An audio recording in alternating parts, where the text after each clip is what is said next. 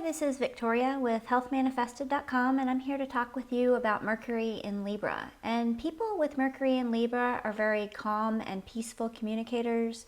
They can communicate with balance and can be great negotiators between two people.